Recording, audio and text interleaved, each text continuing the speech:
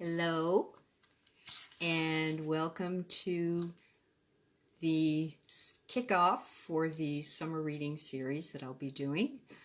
I'm Miss Kelly, and I will be reading a story every week throughout the summer.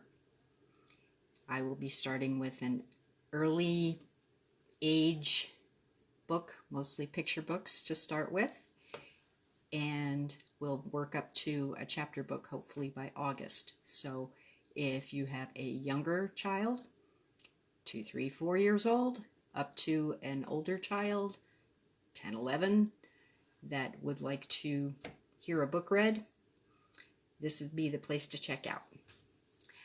Our local library happens to be doing a summer reading series, and their theme this year is Tales About Tales. That's tales, T-A-L-E-S, like a story, about tales, T-A-I-L-S. So every book will have an animal as a main character.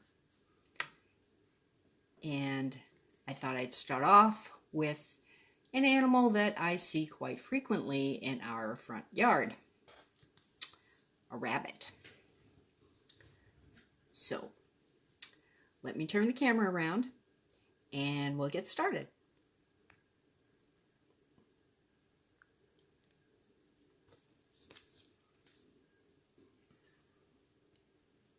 Do these rabbits look familiar? Hope we got the angle right. There we go. Okay. This is the tale, T-A-L-E, of Benjamin Bunny by Beatrix Potter. Beatrix Potter also wrote Peter Rabbit, if that name sounds familiar to you.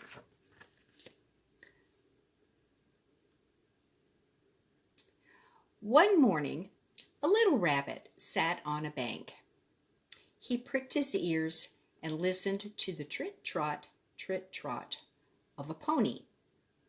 A jig was coming along the road. It was driven by Mr. McGregor, and beside him sat Mrs. McGregor in her best bonnet.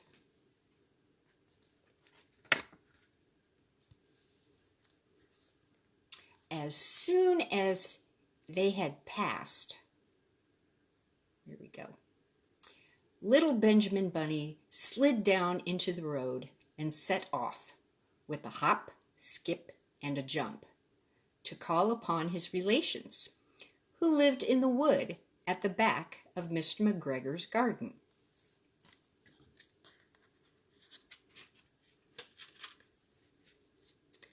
That wood was filled with rabbit holes, and in the neatest, sandiest hole of all lived Benjamin's aunt and his cousins, Flopsy, Mopsy, Cottontail, and Peter. Old Mrs. Rabbit was a widow. She earned her living by knitting rabbit wool mittens and muffets. She also sold herbs and rosemary tea and rabbit tobacco, which we call lavender. Little Benjamin did not very much want to see his aunt. He came around the back of the fir tree and tumbled upon the top of his cousin Peter.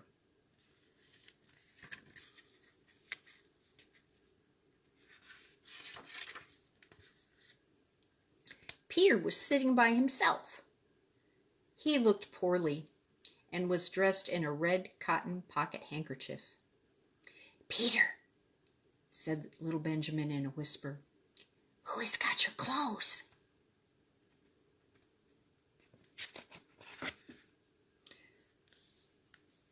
Peter replied, "The scarecrow in Mr. McGregor's garden," and described how he had been chased about the garden and had dropped his shoes and his coat.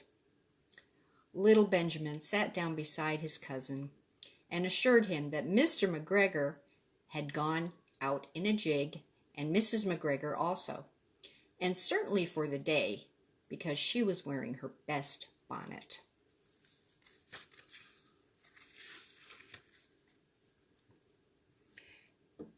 Peter said he had hoped it would rain. At this point, old Mrs. Rabbit's voice was heard yelling from inside the rabbit hole, calling, "Cottontail, Cottontail, fetch some more chamomile." Peter said he thought he might feel better if he went for a walk.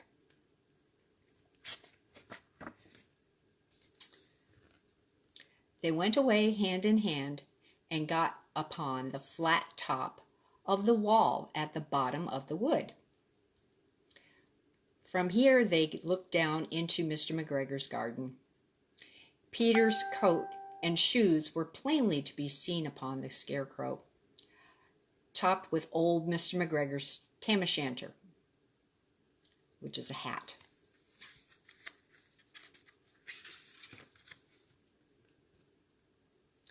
Little Benjamin said, "It spoils people's clothes to squeeze under a gate. The proper way to get in is to climb down a pear tree." Peter fell down head first, but it was of no consequence, as the bed below was newly raked and quite soft. It had been sown with lettuces. They left a great many odd little footmarks all over the bed, especially little Benjamin, because he was wearing clogs.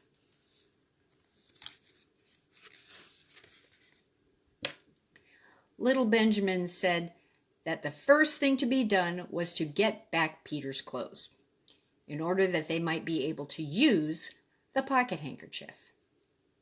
They took them off the scarecrow. There had been rain during the night. There was water in the shoes, and the coat was somewhat shrunk. Benjamin tried on the tam o' shanter, but it was too big for him.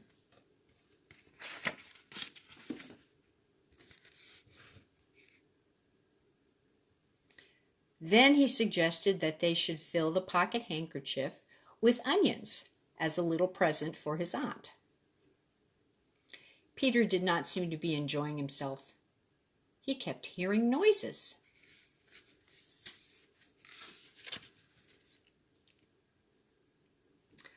Benjamin, on the other hand, was perfectly at home and ate a lettuce leaf.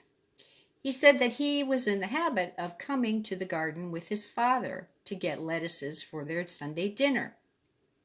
The name of little Benjamin's papa was Old Mr. Benjamin Bunny. The lettuces were certainly fine. Peter did not eat anything. He said he would like to go home. Presently, he dropped half the onions.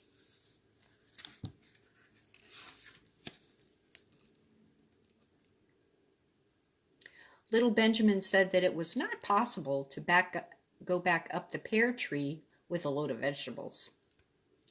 He led the way boldly towards the other end of the garden. They went along a little plank on the walk under a sunny red brick wall. The mice sat on the doorsteps, cracking cherry stones. They winked at Peter Rabbit and little Benjamin Bunny.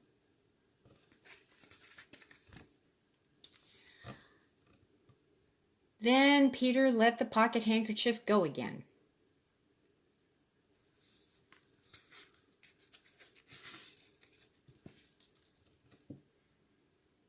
They got amongst the flower pots and frames and tubs. Peter heard noises worse than ever. His eyes were as big as lollipops. He was a step or two in front of his cousin when suddenly he stopped.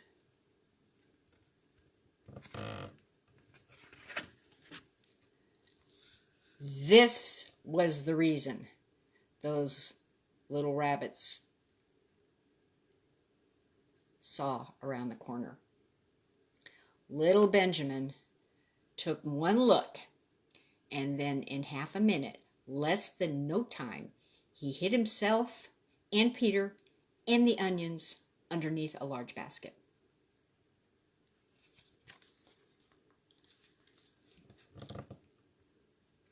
The The cat got up and stretched herself and came and sniffed at the basket. Perhaps she liked the smell of the onions. Anyway, she sat down upon the top of the basket. She sat there for 5 hours. I cannot draw you a picture of Peter and Benjamin underneath the basket because it was quite dark, and because the smell of the onions was fearful. It made Peter Rabbit and little Benjamin cry. The sun got round behind the wood, and it was quite late in the afternoon, but still the cat sat upon the basket.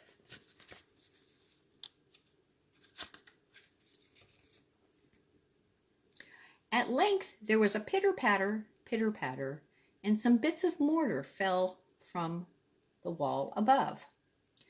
The cat looked up and saw old Mr. Benjamin Bunny prancing along the top of the wall of the upper terrace.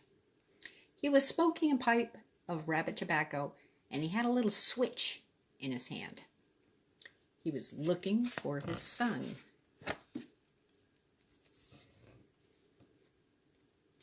Old Mr. Bunny had no opinion whatsoever of cats. He took a tremendous jump off the top of the wall onto the top of the cat and cuffed it on the basket and kicked it into the greenhouse, scratching off a handful of fur. The cat was too much surprised to scratch back.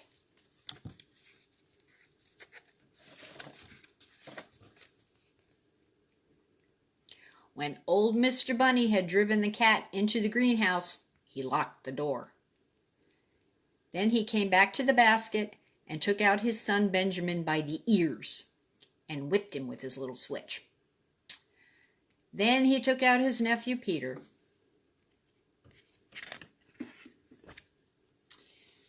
Then he took out the handkerchief of onions and marched out of the garden.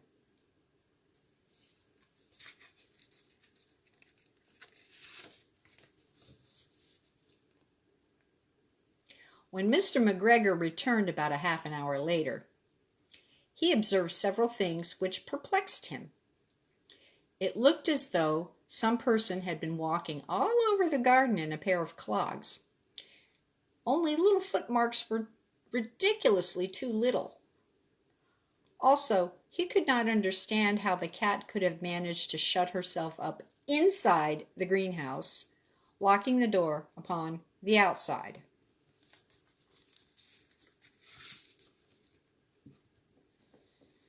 When Peter got home, his mother forgave him, because she was so glad to see that he had found his shoes and coat.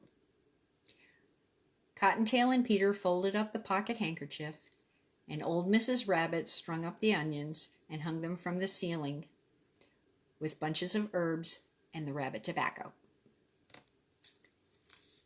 The end.